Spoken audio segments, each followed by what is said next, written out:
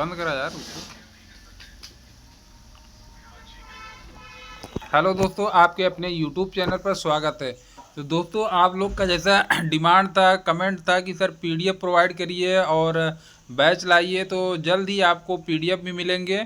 क्योंकि पीडीएफ में अभी आपका थोड़ा बहुत समय हमको चाहिए। तो और बाकी रही यहाँ पे देखिए, जो आपका ये टेस्ट सीरीज़ है, टेस्ट सीरीज़ भी आपको बहुत ही अच्छा टेस्ट सीरीज़ रहेगा। यहाँ पे सारे आपके जो क्वेश्चन है वो इम्पोर्टेंट क्वेश्चन है और कहीं न कहीं एग्ज़ाम में आपको पूछे गए हैं। यहाँ पे चलिए, हम 65 क्वेश्चन, आप जानते हैं कि हमको सिलेबस में आएगा, सिलेबस का जो क्वेश्चन है। तो 65 में से आप देखते हैं कितने क्वेश्चन आप सॉल्व कर पाते हैं। ये मेरा दावा है कि पूरे यूट्यूब पे ऐसा टेस्ट आपको नहीं मिलेगा। और ये दावा ही नहीं, ये आप क्या कहते हैं, ये जब पेपर आएगा जिस दिन, उस दिन आप को खुद अंदाज़ा लग जाएगा कि हाँ, कि कितने इम्पोर्टेंट आपके क्वेश्चन कराए गए हैं। तो चलिए हम शुरुआत करते हैं आज का जो पहला टेस्ट सीरीज है। तो देखिए, आपका यहाँ पे जो पहला क्वेश्चन है, सीरम कंसंट्रेशन टाइम कर्व से कौन से पैरामीटर इवेलुएट किए जाते हैं। तो ये जब सीरम कंसंट्रेशन टाइम कर्व, ये आपका एक प्रकार से बायोअवेलेबिलिटी जो आपका है वो देखा जाता है। तो बायोअवेलेबिलिटी आप देख मतलब कि कौन से पैरामीटर इवेलुएट किया जा सकता है। तो यहाँ पे देखिए, आपको 4 क्या 5 ऑप्शन है। ये जो पैटर्न है आपका यूपी SSC का, यहाँ पे आपको 5 ऑप्शन उसमें एग्ज़ाम में जो क्वेश्चन रहेगा देखने को मिलेंगे। तो ऑप्शन ए में आपका देखिए पीक कंसंट्रेशन है। तो पीक कंसंट्रेशन से तो किया ही जा सकता है। बायोलॉजिकल हाफ लाइफ है, ये आप नहीं कर सकते इससे। एलिमिनेशन रेट कांस्टेंट, इससे भी यह नहीं किया जा सकता। तो ये आपका रॉन्ग आंसर हो गया। और बाकी यहाँ पे दूसरा देखिए, बायोलॉजिकल हाफ लाइफ, मैंने बताया कि आप इससे नहीं कर सकते। पीक कंसंट्रेशन, जी हाँ, पीक कंसंट्रेशन से आप देख सकते हैं। और टाइम टू पीक कंसंट्रेशन, जी बिल्कुल देख सकते हैं। एरिया अंडर कर्व बिल्कुल कर सकते हैं। तो ऑप्शन आपका क्या हो जाएगा, सी हो जाएगा। फिर उसके बाद क्वेश्चन नंबर हम 2 देख लेते हैं। यहाँ पे देखिए, इसकी एक्सप्लेनेशन भी देख लेते हैं। देखिए, पी कंसंट्रेशन जो ड्रग का लेवल होता है वो सबसे मैक्सिमम होता है। अब यहाँ पे जो आपका टी मैक्स होता है वो आपको पीक तक पहुँचने का टाइम, और एरिया अंडर कर्व कुल जो ड्रग एक्सपोज हुई है वो आपका इससे देखा जाता है। दूसरा क्वेश्चन आपका है, एंडोथेलियम किसके साथ संबंधित है। सिंपल स्क्वेमस एपिथेलियम आपका मेनली कहाँ पाया जाता है। ये आपको देखिए हार्ट में नहीं पाया जाता, आप सभी जानते होंगे। कलेक्टिंग डक्ट में भी नहीं पाया जाता। लिम्फ वेसल्स, जी हाँ, लिम्फ वेसल्स और ब्लड वेसल्स में आपको क्या है, सिंपल स्क्वायमस एपिथेलियम देखने को मिल सकते हैं। क्वेश्चन नंबर तीसरा हम देख लेते हैं। नवजात शिशुओं में एडिपोज टिश्यू को क्या कहा जाता है। तो जी हाँ, नवजात टिश्यू में जो एडिपोज टिश्यू है उनको ब्राउन फैट बोला जाता है। ब्राउन फैट ये क्या होता है, मेनली नियोनेट्स में ही पाए जाते हैं। और इनका काम क्या होता है, थर्मोजेनेसिस। थर्मोजेनेसिस मतलब ये हीट प्रोवाइड करते हैं। क्या है, ये हीट प्रोवाइड करते हैं ताकि बच्चों में ठंड ना लगे। ठीक है। फिर नेक्स्ट क्वेश्चन आपका है, यहाँ पे देखिए हम देख लेते हैं, साइनोवियल सेल्स में कौन सा सेल पाया जाता है। यहाँ पे आपका ये क्वेश्चन है। तो देखिए, इनमें आपको जो WBCs हैं मेनली नेट्रोफिल्स तो नहीं पाई जाती। माइक्रोफेज, जी हाँ, माइक्रोफेज पाई जाती है। बेसोफिल और लिम्फोसाइट्स भी नहीं पाए जाते। माइक्रोफेजेस का काम क्या है, ये जो भी आपके डेवरीज होती हैं इनको ये इंगल्फ कर लेता है, निगल लेता है। और बाकी ये हमारे जो इम्यून हैं, इम्यून को ये क्या करता है, इनहेंस करता है, बढ़ाया करता है। ठीक है। अब यहाँ पे नेक्स्ट क्वेश्चन देखिए, क्वेश्चन नंबर 5। यहाँ पे आपका ये भी बहुत इंपॉर्टेंट क्वेश्चन है, ये भी आपका पूछा गया है। Important site of fetal blood cell production. तो जो फीटस है उसमें जो RBC है, RBC का मेनली निर्माण कहाँ पे होता है, ये क्वेश्चन है। तो 5, ये आपका ब्रेन का पार्ट है, यहाँ नहीं होता है। स्प्लीन, स्प्लीन में आपका है, ये आंसर आपका सही है। ठीक है। स्प्लीन और लीवर में ये जो फीटस है वहाँ पे RBC का प्रोडक्शन होता है। लिम्फ में भी नहीं होता, थाइमस में भी नहीं होता।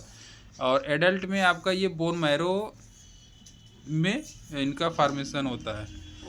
RBC डिस्ट्रॉय कहाँ होती है, ये भी आपसे क्वेश्चन पूछा जा सकता है। तो आप RBC डिस्ट्रॉय आपका अगर पूछा जाए तो आप क्या बताओगे, स्प्लीन में, ये एडल्ट में होता है। ठीक है। अब उसके बाद नेक्स्ट क्वेश्चन देखते हैं। क्वेश्चन नंबर 6, मानव आरबीसी मेम्ब्रेन का इंटीग्रल ग्लाइकोप्रोटीन कौन सा है? तो काइटिन आपका नहीं होगा, काइटिन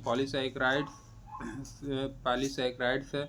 एमाइलोपेक्टिन ये भी नहीं होगा। ग्लाइकोफोरिन, जी हाँ ग्लाइकोफोरिन होगा आपका इसका आंसर। ग्लाइकोफोरिन जो होता है ये आपका ग्लाइकोप्रोटीन है। फिर उसके बाद आपका है यहाँ पे देखिए क्वेश्चन नंबर 7 देख लेते हैं। आपकी ये फार्मेसी जूरिस्प्रूडेंस का टॉपिक है, इसको भी हम इग्नोर नहीं कर सकते, क्वेश्चन पूछे जाते हैं। तो ड्रग एंड कॉस्मेटिक एक्ट के अनुसार जो मैन्युफैक्चरर का नाम डिस्क्लोज नहीं करने पर पेनल्टी कितनी है? तो आपका 10,000, जी नहीं। अमाउंट इनका बहुत ही छोटा है, 2,000 नहीं, 1,000, हाँ 1,000 इनकी पेनल्टी है। ये सेक्शन 28 के अंदर जो पेनल्टी रखी गई है, सेक्शन 28 के अंदर 1,000 रुपये रखी गई है। इसमें जेल की भी है, 6 मंथ की जेल भी हो सकती है, लेकिन ऐसा कुछ इसमें दिया नहीं है ऑप्शन के अकॉर्डिंग। अब उसके बाद है क्वेश्चन नंबर 8 देख लेते हैं। आपको मैचिंग टाइप के भी क्वेश्चन मिलते हैं। यहाँ पे कुछ वेन दी गई है और कहाँ उनका लोकेशन है ये आपको मैच करना है। जो देखिए वैसलिका वेन आपकी कहाँ पाई जाती है? तो ये सुपरफिशियली वेन आपकी है, या अपर लिम्ब में पाई जाती है। और उसके बाद एक्सिलरी वेन आपकी क्या है? डीप वेन आप, ये भी आप डीप वेन है, अपर लिम्ब में पाई जाती है। सिफेलिक वेन आपकी, सिफेलिक वेन आपका देखिए यहाँ पे कहाँ पाया जाता है। 3 का हम देख लेते हैं, ये आप मिलान कर लीजिएगा 1 मिनट। देखिए basilica when superficially upper limb में पाई जाती है। सिफेलिक वेन भी आपकी सुपरफिशियली अपर लिम्ब में पाई जाती है। एक्सिलरी वेन मैंने बताया आपका डीप वेन होती है। और उसके बाद सब क्लेवियन वेन, ये मेजर वेन होती है, सेंट्रल लार्ज वेन होती है, जो कि ये ब्लड को हार्ट की तरफ ले जाते हैं। ठीक है, क्वेश्चन नंबर 9 देखिए, अच्छा क्वेश्चन है आपका। हार्मोन इंसुलिन, ग्लूकागॉन और ग्रोथ हार्मोन, इनका सिक्रीशन का कौन सा हार्मोन इनहिबिट करता है? तो पहली बात आप बताइए, इंसुलिन और ग्लूकागॉन का जो सिक्रीशन है ये कहाँ से होता है? ये सिक्रीशन आपका पैंक्रियाज करता है। ठीक है, ग्रोथ हार्मोन आपका एंटीरियर पिट्यूटरी करती है। तो इनके सिक्रीशन को कौन सा हार्मोन रोकता है? तो देखिए सोमैटोस्टैटिन ये आपका क्या है? इन तीनों के अगेंस्ट एंटागोनिस्ट काम करता है और इनके सिक्रीशन को रोकता है। ठीक है, नेक्स्ट क्वेश्चन हम देख लेते हैं। पोस्टीरियर पिट्यूटरी द्वारा बनने वाला नॉन पेप्टाइड हार्मोन कौन है? बहुत ही देखिए इंपॉर्टेंट क्वेश्चन है। पोस्टीरियर पिट्यूटरी से 2 हार्मोन निकलते हैं, आपको पता होगा। प्रोलैक्टिन नहीं निकलता, वैसोप्रेसिन निकलता है, और इनको हम एडीएस भी बोला जाता है, इनको हम एडीएस भी कहते हैं, एंटी डाययूरेटिक हार्मोन। और एक आपका हार्मोन निकलता है ऑक्सीटोसिन। ये दोनों हार्मोन आपके पोस्टीरियर पिट्यूटरी से निकलते हैं और ये आपके क्या है? नॉन पेप्टाइड हार्मोन है। नेक्स्ट क्वेश्चन देख लेते हैं। ह्यूमेक्टेंट क्या होता है? ह्यूमेक्टेंट आप जानते हैं कि जो भी हमारे फार्मूलेशन है फार्मास्यूटिक्स में, चाहे वो क्रीम हो गए, पेस्ट हो गए, तो उसमें ह्यूमेक्टेंट होता है, ताकि अगर ह्यूमेक्टेंट नहीं उसमें ऐड किया जाएगा तो जो क्रीम पेस्ट है वो क्या हो जाएगा? सॉलिड हो जाएगा एक टाइम के बाद। तो ह्यूमेक्टेंट का काम क्या है? यहाँ पे देखिए ऑप्शन में आप देखिए, use to prevent drying of cream, ये आपका दिया गया है। फिर उसके बाद हम यहाँ पे देखते हैं जिलेटिन का उपयोग किस रूप में किया जाता है? जिलेटिन ये आपका एनिमल सेल से निकाला जाता है। जिलेटिन मेनली आपके क्या है? कैप्सूल्स, जो सेल होती हैं कैप्सूल्स बनाने में किया जाता है, चाहे वो हार्ड जिलेटिन हो चाहे वो सॉफ्ट जिलेटिन हो। तो अब यहाँ पे इसका आंसर देखिए, स्वीटनर तो है नहीं, इनकैप्सुलेटिंग एजेंट ये आपको देखने को मिला, तो आपको क्या हो जाएगा? इनकैप्सुलेटिंग एजेंट, इसका आंसर सही हो जाएगा। फिर हम देख लेते हैं क्वेश्चन नंबर 13, एबीसी एनालिसिस में ए कैटेगरी आइटम क्या होते हैं? तो अब यहाँ पे देखिए डीएसबीएम का क्वेश्चन है, अच्छा क्वेश्चन है। ये भी क्वेश्चन आपका आरआरबी में पूछा गया है, एम्स में पूछा गया है, एनएचएम में पूछा गया है, हर जगह ये क्वेश्चन पूछा गया है। ऐसा कोई एग्जाम नहीं है जहाँ पे ये क्वेश्चन ना पूछा गया हो। तो अब यहाँ पे देखिए 10 से 20% आइटम और 70 से 80% एक्सपेंडिचर, ये ऑलवेज बेटर कंट्रोल आपका जो इन्वेंट्री का मेथड है। यहाँ पे देखिए इनको 3 कैटेगरी में बांटा गया है। Category category B, category C. तो जो कैटेगरी ए में है यहाँ पे खर्च आपका ज़्यादा रहेगा, ये ध्यान में रखिए। 70 से 80% खर्च आपका ए कैटेगरी में रहेगा, और लेकिन प्रोडक्ट जो आएगा वो आपका 10 से 20% आएगा। टोटल खर्च आपका 70 से 80% और टोटल प्रोडक्ट आपका 10 से 20% देखने को मिलेगा, ठीक है। फिर उसके बाद आपका बी कैटेगरी में भी आपका सी कैटेगरी में आपका यहाँ पे देखिए, ये आपका प्रोडक्ट जो रहेगा आपका लगभग 70% रहेगा, लेकिन खर्च आपका क्या रहेगा 30% रहेगा, तो कैटेगरी सी हो गई। और कैटेगरी बी में ये लगभग आपका 20% के प्रोडक्ट रहेंगे, 20 से 30%, और 20%, और जो खर्च रहेगा वो आपका, तो इसका हम आंसर देख लेते हैं। आपका देखिए ए आइटम 10 से 20% आइटम होते हैं, खर्च आपको 70 से 80%। जो बी होता है ये मीडियम वैल्यू का है, और जो सी आइटम होते हैं ये लो वैल्यू के हैं, मतलब इनका कम ही पैसे में बहुत ही ज़्यादा आपका स्टॉक रहेगा। अब यहाँ पे देखिए, कौन सी इन्वेंट्री कंट्रोल टेक्निक यह निर्धारित करने में सहायक होती है कि कितना ऑर्डर करना है। तो सबसे बढ़िया आपका जो एक होती है वो आपकी ABC क्वालिटी होती है।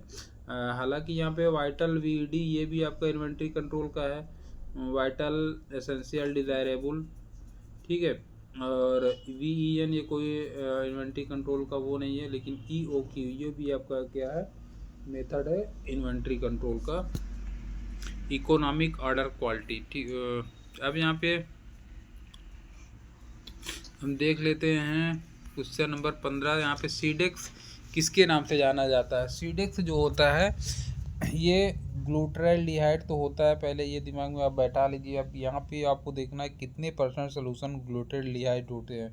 1% नहीं होता, 2%, जी हाँ 2% सही इसका ऑप्शन होगा। ग्लूटरल्डिहाइड जो 2% सोल्यूशन ग्लूटरल्डिहाइड वो आपका सीडेक्स कहलाता है, और इसका काम डिसइंफेक्टेंट है।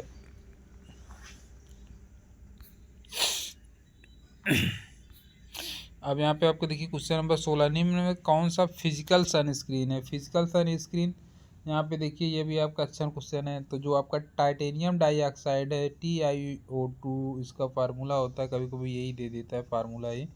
तो ये आपका क्या फिजिकल सनस्क्रीन है। पैरा अमीनो बेंजोइक एसिड पाबा इसको भी बोलते हैं, ये आपका क्या केमिकल सन स्क्रीन है, तो ये आपका हो गया। फिर उसके बाद आपका है यहाँ पे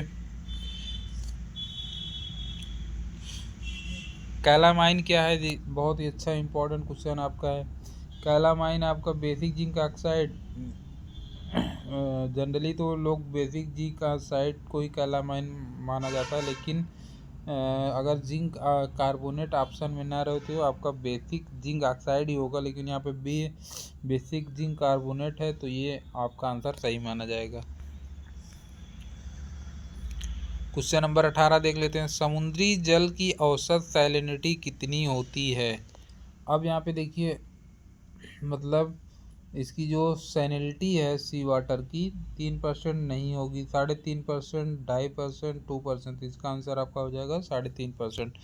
मतलब 1 लीटर पानी में आपका कितना साल्ट रहेगा, तो 1 लीटर पानी में आपका लगभग 35 ग्राम NaCl पाया जाता है, वो आपकी क्या है सैलिनिटी होती है।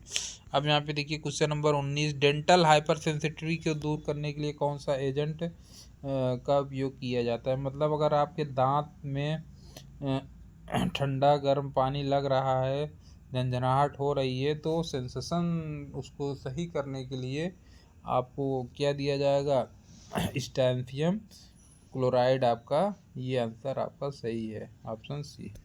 फिर उसके बाद हम देख लेते हैं एक्वस आयोडीन सोल्यूशन को क्या कहा जाता है। एक्वस आयोडीन सोल्यूशन को क्या कहा जाता है, बहुत इंपॉर्टेंट क्वेश्चन है।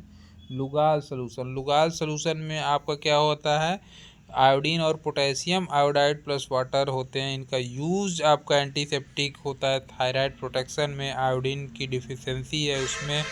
अब नेक्स्ट क्वेश्चन आपका हाइड्रोजन पर ऑक्साइड का उपयोग किस रूप में किया जाता है। हाइड्रोजन पर ऑक्साइड आपके एंटीसेप्टिक के रूप में यूज किए जाते हैं, ये आपके ऑक्सीडाइजिंग एजेंट होते हैं, ठीक है। अब यहाँ पे देखिए हाइड्रोजन पेरोक्साइड एंटीसेप्टिक होता है, वुंड क्लीनिंग में यूज होता है, ऑक्सीजन रिलीज करके बैक्टीरिया को ये डिस्ट्रॉय करता है, मतलब ऑक्सीडाइजिंग प्रॉपर्टी मैंने आपको बताया अभी। अब यहाँ पे देखिए मिलान मैचिंग टाइप का क्वेश्चन है। यहाँ पे देखिए सीडेक्स क्या है, टाइटेनियम डाइऑक्साइड क्या है, स्ट्रोंशियम क्लोराइड क्या है, हाइड्रोजन पेरोक्साइड क्या है। अभी आपने देखा सीडेक्स आपके क्या होता है, डिसइंफेक्टेंट होते हैं, टाइटेनियम ऑक्साइड फिजिकल सनस्क्रीन होती है, हाइड्रोजन पेरोक्साइड आपकी क्या एंटीसेप्टिक होती है। अब आप इसको मिला सकते हैं। यहाँ पे स्ट्रांसियम क्लोराइड आपका डिसेंसिटाइजिंग एजेंट है, ठीक है। नेक्स्ट क्वेश्चन देखते हैं 23। निम्न कथनों पर विचार कीजिए। Consider the following statement. Titanium dioxide एक फिजिकल सनस्क्रीन है, जी हाँ। लुगाल सॉल्यूशन आयोडीन डिफिशियंसी में उपयोग होता है, जी बिल्कुल होता है। हाइड्रोजन पेरोक्साइड हिमैटनिक के रूप में यूज होता है, जी बिल्कुल नहीं। हाइड्रोजन पेरोक्साइड हिमैटनिक के रूप में यूज नहीं होता। तो आपका क्या हो जाएगा, केवल 1 और 2 ऑप्शन सही है, ठीक है। फिर यहाँ पे आपका है क्लोफाजिमिन किस प्रकार की डेरिवेटिव है। तो क्लोफाजिमिन आपका पायराजिन, फेनोथायाजिन, फेनाजिन। तो आपका इसमें आंसर हो जाएगा फेनाजिन। फेनाजिन डेरिवेटिव है आपका क्लोनाफिन। ये भी आपका एग्जाम में पूछा गया है। देखिए क्लोफाजिमिन आपका हैंसन डिजीज के उपचार में किया जाता है, लेप्रोसी जिसको बोलते हैं, डेप्सोन के साथ भी दिया जाता है। और यहाँ पे देखिए नेक्स्ट क्वेश्चन 25। निम्न कौन सा इंडोजेनस कंपाउंड नहीं है। इंडोजेनस कंपाउंड आपका कौन सा नहीं है। यहाँ पे डोपामीन है, इंडोर्फिन है, नार एड्रेनालिन है, डेसीप्रेमीन है। तो डेसीप्रेमीन आपका क्या है, इंडोजेनस कंपाउंड नहीं है। सर देखिए इंडोजेनस कंपाउंड क्या होते हैं, जो शरीर में नेचुरली बनते हैं, जैसे डोपामीन, इंडोर्फिन, नॉरएड्रेनालिन, ये आपके क्या बनते हैं। डिस्पेरामिन सिंथेटिक ड्रग है, ये एंटी डिप्रेसेंट, इसलिए ये इंडोजिनस नहीं है। अब यहाँ पे देखिए फार्माकोविजिलेंस प्रोग्राम के लिए WHO कोलैबोरेटिव सेंटर कौन सा है। अभी देखिए RRB में आपको क्वेश्चन पूछा गया था, हाल में जो एग्ज़ाम हुआ है वहाँ पे ये क्वेश्चन आपको देखने को मिला था 2025 में जो एग्ज़ाम हुआ था। तो इसका आंसर आपका क्या है, देखिए इंडियन फार्माकोपिया कमीशन, ठीक। नेक्स्ट क्वेश्चन देखते हैं। ड्रग इंफॉर्मेशन सेंटर की लोकेशन के बारे में कौन सा कथन गलत है। इस should be away from in patient and out patient department, बिल्कुल आपका पहला ही ऑप्शन गलत है। जब उससे दूर आप रखेंगे तो क्या होगा, दिक्कत तो आएगी। तो it should be near the pharmacy department, बिल्कुल। It should be near the operation theatre, रख सकते हैं। It should be near hospital library, रख सकते हैं। तो पहला क्वेश्चन आपका गलत हो गया। Question number 28। बीटा 2 एगोनिस्ट के साथ नॉन सेलेक्टिव बीटा ब्लॉकर देने पर ब्रैंकोडाइलेशन कम हो जाना किसका उदाहरण है। अब यहाँ पे देखिए, अब ये फार्माकोलॉजी का क्वेश्चन है, जो आप पढ़े होंगे अच्छे से तभी इसका क्वेश्चन दे सकते हैं, आंसर दे सकते हैं। तो ये आपको बिहेवियर इंट्रैक्शन ये आपका होगा नहीं, फार्मास्यूटिकल इंट्रैक्शन होगा नहीं, फार्माकोकाइनेटिक होगा नहीं। तो यहाँ पे एक्शन की बात किया जा रहा है तो आपको फार्माकोडायनेमिक्स हो जाएगा, ठीक है इसका आंसर। फिर नेक्स्ट क्वेश्चन हम देख लेते हैं। जेमी ब्रोजिल के रूप में कौन सा कथन गलत है। It is a PPR agonist, सही है। इट रिड्यूस VLDL ट्राइग्लिसराइड, बिल्कुल सही है। इट डिक्रीज लाइपोप्रोटीन लाइपेज, बिल्कुल सही है। तो it increase risk of myopathy with statin, ये गलत है, आपका ऑप्शन डी इसका गलत हो जाएगा। फिर उसके बाद आपका है यहाँ पे क्वेश्चन नंबर 30। यहाँ पे देखिए मैचिंग टाइप के क्वेश्चन है, ये आपके एग्ज़ाम का एक ट्रेंड हो चुका है कि मैचिंग, इनको आपको किसी भी एग्ज़ाम का पेपर देख लीजिए, वहाँ आपके 2-4 क्वेश्चन मैचिंग को ज़रूर मिलेंगे। यहाँ पे कुछ ड्रग दे रखी हैं और ये कौन से कंपाउंड हैं इसको मिलाना है। अभी देखिए क्लोफाजिमीन ये आपका क्या है, लेप्रोसी में दिया जाता है। तो यहाँ पे देखिए एंटी लेप्रोसिक ड्रग हो जाएगा, इसका A का 3 हो जाएगा। डिस्पेरामीन अभी आपको देखा यहाँ पे आपका एंडोजेनस कंपाउंड नहीं है। और उसके बाद जेमिब्रोजिल और डोपामीन बचे हैं। ये डोपामीन आपका एंडोजेनस कंपाउंड हो गया।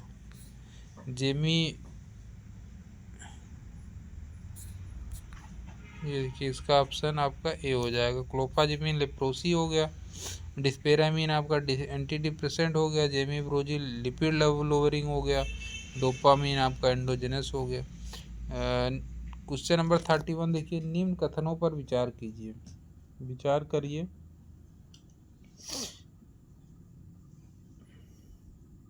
क्लोफाजिमिन फेनाजिन डेरिवेटिव है। डिस्पेरामीन एक एंडोजेनस कंपाउंड है आपका। और जिमफ्रोजिल ट्राइग्लिसराइड को कम करता है, हाँ करता है। तो ये आपका इसका आंसर हो गया आपका 1 और 3 आपका क्या है, क्लोफाजिमिन फेरा डेरिवेटिव, ये आपका 1 हो। इसमें आप क्वेश्चन कुछ गलती है, ये 1 है। और डिस्पेरामीन आपका क्या है, एक एंडोजेनस कंपाउंड है, ये गलत है, ये 3 होना चाहिए। जिमफ्रोजिल ट्राइग्लिसराइड को कम करता है, सही है, ये नंबर 2 है आपका। फिर उसके बाद नेक्स्ट क्वेश्चन देखते हैं 32। किसी फार्मास्यूटिकल प्रोडक्ट को म्यूटाजेनिक पोटेंशियल को एसेस करने के लिए कौन सा बायोलॉजिकल एसे का उपयोग किया जाता है? एंटीबायोटिक एसे, टॉक्सिसिटी एसे, स्टेरिलिटी एसे, एमएस एसे। तो यहाँ पे आपका क्वेश्चन इसका हो जाएगा, यहाँ पे देखिए एमएस टेस्ट। यहाँ पे देखिए एमएस टेस्ट जो होता है म्यूटाजेनिसिटी जांच करने के लिए किया जाता है। ये बैक्टीरिया इसमें साल्मोना या फिर ई कोलाई का उपयोग करता है। यह देखा जाता है कि केमिकल डीएनए म्यूटेशन करता है या नहीं करता है। ड्रग, डाई, कॉस्मेटिक आदि की टेस्टिंग में इसका उपयोग किया जाता है। क्वेश्चन नंबर 33 देखिए, अल्फा नेप्थाल और KOH का उपयोग किस टेस्ट में किया जाता है? तो इसका आपका देखिए वोगास प्रोस्का टेस्ट, इंडोल टेस्ट, सिट्रीट टेस्ट। ये आपका क्या हो जाएगा, इसका आंसर ऑप्शन ए हो जाएगा, वोगास ब्रोस्कर टेस्ट। ठीक है। फिर उसके बाद क्वेश्चन नंबर हम देख लेते हैं 34। अमाइलोपेक्टिन जिसमें आपका 1500 यूनिट ग्लूकोज का ब्रांचिंग एवरी 3 रेसिड्यूज में रिड्यूसिंग एंड कितने होते हैं? यहाँ आपके देखिए बहुत ही अच्छा क्वेश्चन है। तो इसमें रिड्यूसिंग एंड कितने होते हैं? तो रिड्यूसिंग एंड देखिए 2 दिया ऑप्शन में, नहीं होगा, एक रिड्यूसिंग एंड इसमें पाया जाता है। ठीक है, आंसर आपका बी हो जाएगा। Question number 35। S1 रिएक्शन का इंटरमीडिएट क्या होता है? SN1 रिएक्शन का इंटरमीडिएट आपको क्या होता है, कार्बोकैटायन होता है। इसका आंसर बी सही हो जाएगा। क्वेश्चन नंबर हम देखते हैं 36। ब्लड क्लॉटिंग में कौन सा विटामिन सहायक होता है? बहुत ही अच्छा क्वेश्चन है।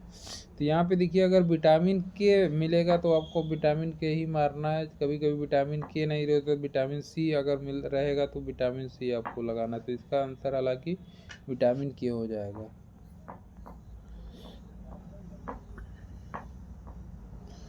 थर्टी सेवन देखते हैं, निम्न में से किस कंपाउंड की एक्वस सॉल्युबिलिटी अधिक है? तो आपका हाइड्रेटेड, एनहाइड्रेटेड, तो जो एनहाइड्रेटेड होते हैं इनकी जो एक्वस सॉल्युबिलिटी अधिक होती है। फिर उसके बाद हम देखते हैं 38। निम्नलिखित को सही मिलाइए।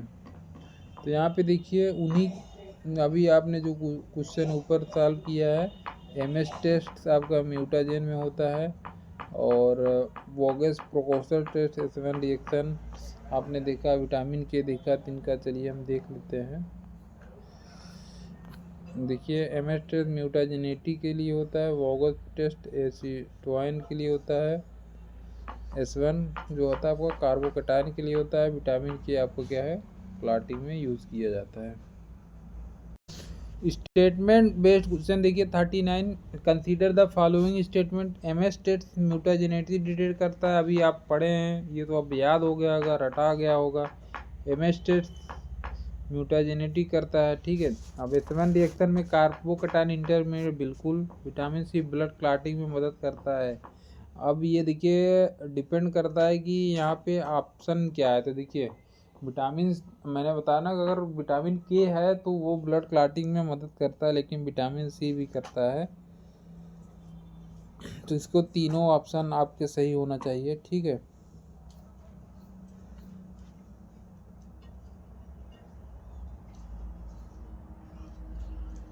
इसका तीनों आपको उत्तर सही होगा, 1 और 2 और 3 सही है।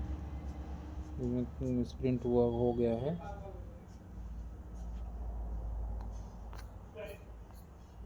गाउट के उपचार में देखिए 40 क्वेश्चन देखिए, गाउट के उपचार में उपयोग होने वाला नेचुरल एल्कलॉइड कौन सा है।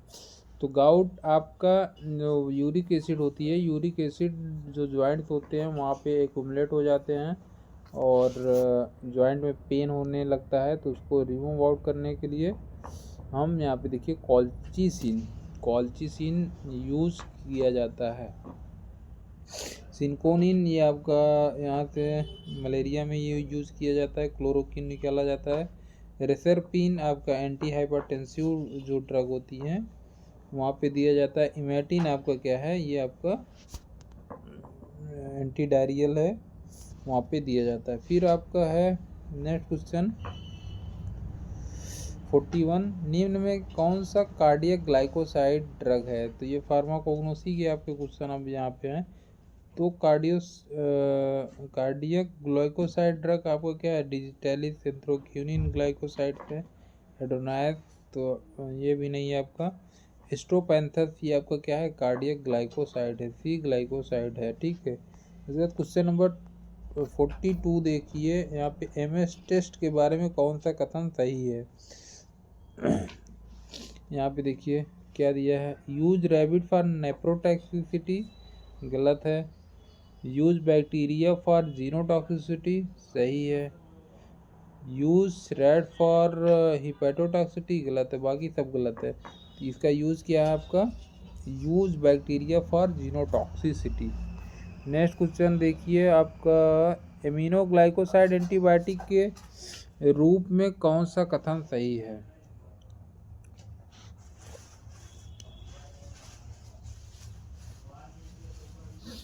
दे आर बैक्टीरियोस्टैटिक, गलत आपका है।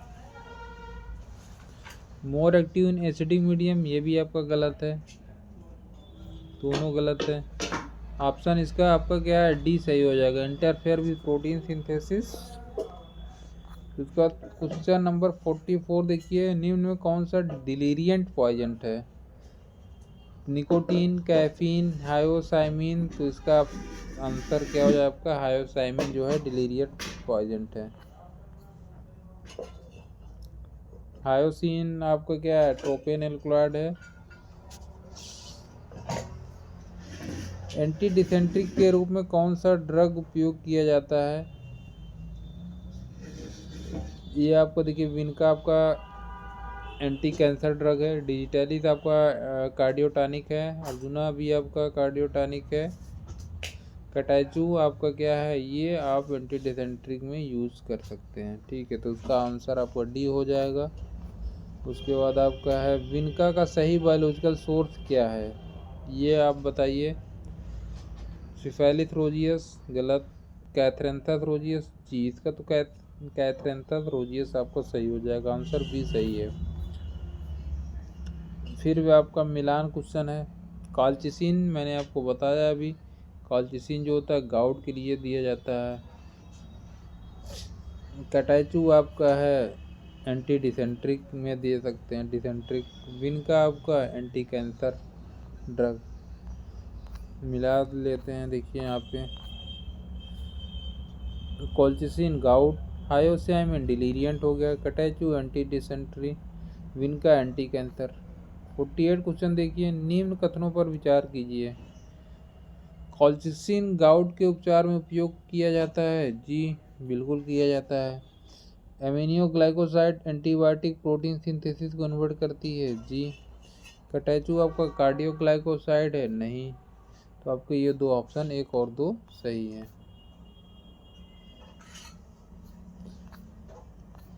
रेवेन्यू को समानता किस पॉइंट पर रिकॉग्नाइज किया जाता है? मैचिंग कॉन्सेप्ट,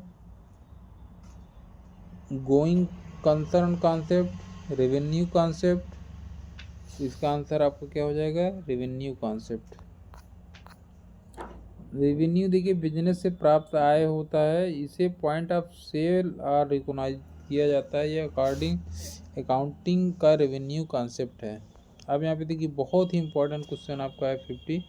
जब किसी कंपनी के कम से कम 51% सरकार के पास होते हैं तो उसे क्या कहते हैं? मतलब शेयर अब देखिए 51% गवर्नमेंट के पास है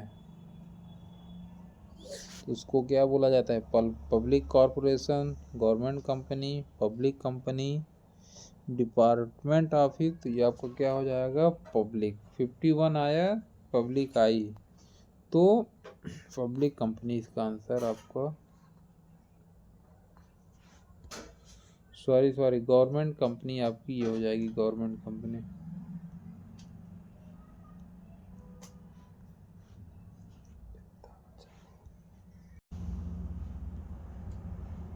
नेक्स्ट क्वेश्चन देख लेते हैं हम।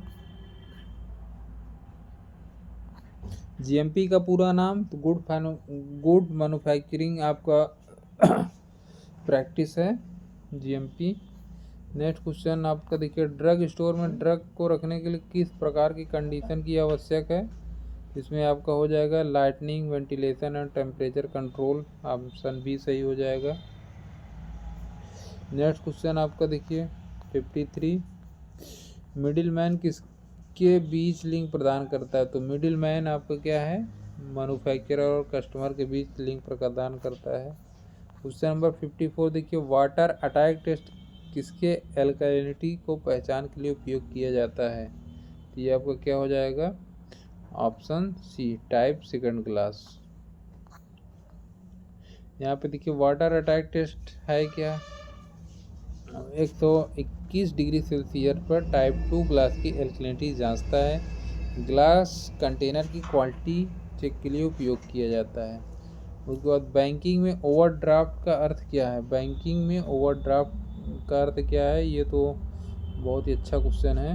Withdraw money even without balance. आपके पास अकाउंट पैसे है नहीं, आप पैसा लेना चाह रहे हैं तो वो क्या कहला जाएगा? ओवरड्राफ्ट हो जाएगा।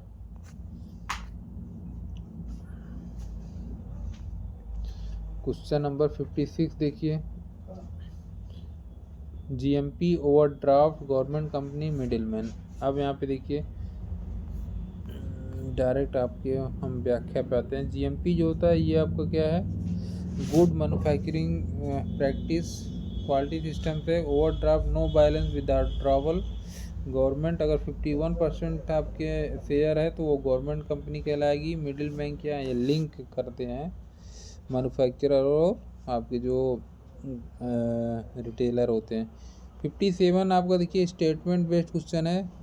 जीएमपी प्रोडक्ट क्वालिटी सुनिश्चित करता है जी। ओवरड्राफ्ट में अकाउंट बैलेंस होना ज़रूरी है, बिल्कुल होना ज़रूरी है। मिडिल मैन मैन्युफैक्चरर कस्टमर को जोड़ता है, तो इसका ऑप्शन आपका क्या हो जाएगा? तीनों सही हो जाएंगे। फिर उसके बाद हमें निम्न में से कौन सा बार्बिटूरेट अल्ट्रा शॉर्ट एक्टिंग ड्रग है? तो थायोपेंटोल आपका क्या है? शॉर्ट एक्टिंग ड्रग है। यहाँ पे ये देखिए ये एनेस्थीसिया में दिया जाता है। क्वेश्चन नंबर 59, पेशेंट काउंसलिंग में पेशेंट से मिलने के बाद पहला स्टेप क्या होता है? Explain medicine and there importance. उनको मेडिसिन बताइए और उनको व्याख्या करिए, ठीक है। क्वेश्चन नंबर 60 देखिए, 100 बेड वाले हॉस्पिटल में डिस्पेंसरी एरिया कितना होना चाहिए? तो कम से कम आपको 350 स्क्वायर फीट डिस्पेंसरी होना चाहिए जगह। अब यहाँ पे कुछ क्वेश्चन पूछे जाते हैं, जैसे आपको बेड से भी पूछे जाते हैं। अगर आपका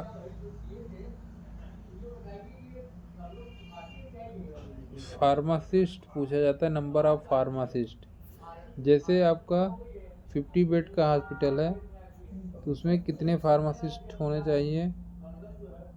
100 बेड का हॉस्पिटल है तो उसमें कितने फार्मासिस्ट होने चाहिए। तो 50 बेड में आपका 3 फार्मासिस्ट, 100 बेड में आपका 5 फार्मासिस्ट, इतना इसका रिक्वायरमेंट है। फिर उसके बाद question number 61, post marketing trial किस फेज़ के क्लिनिकल ट्रायल में आता है। तो ये आपका जो फेज़ नंबर 4 है उसमें आपका ये आएगा। फिर उसके बाद एस्कॉर्बिक एसिड टैबलेट का इससे किस मेथड से किया जाता है। तो जो सेरिक अमोनियम सल्फेट टाइट्रेशन होता है उसी मेथड से एस्कॉर्बिक एसिड का टेस्ट किया जाता है। इसका आंसर आपका सी सही हो जाएगा। उसके बाद आपका क्वेश्चन नंबर 63, सर्जिकल स्यूचर मटेरियल की स्टेरिलिटी टेस्टिंग के लिए इंक्यूबेशन पीरियड कितना होता है। तो इसका आपका क्या है 14 डेज। तो आंसर आपका क्या हो जाएगा, बी सही हो जाएगा, 14 डेज। नेक्स्ट क्वेश्चन आपका है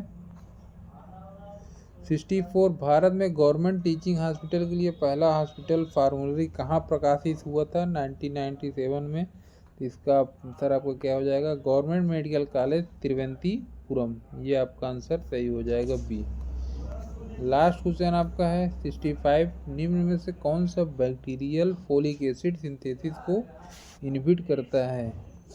तो ये आपका हो जाएगा डैप्सोन। डैप्सोन आपका क्या है, एंटी लेप्रोटिक ड्रग है। ऑप्शन आपका ए सही हो जाएगा। तो ये फोलिक एसिड सिंथेसिस को इनहिबिट करता है। यहाँ पे आइवरमेक्टिन आपका देखिए एंटी पैरासाइट ड्रग है। एम्फोटेरिसिन ये आपका एंटीबायोटिक है एंटी फंगल के लिए। हार्टिसुनेट आपका जानते ही होंगे एंटी मलेरिया ड्रग है। तो आपका क्वेश्चन में कितने आपके आंसर सही हुए ज़रूर कमेंट में बताइएगा। और अब आपको डेली लगभग आपकी ये टेस्ट सीरीज देखने को मिलेंगी। आप अपनी तैयारी अच्छे से करिए और इसका एग्ज़ाम जल्द ही आपका होने वाला है।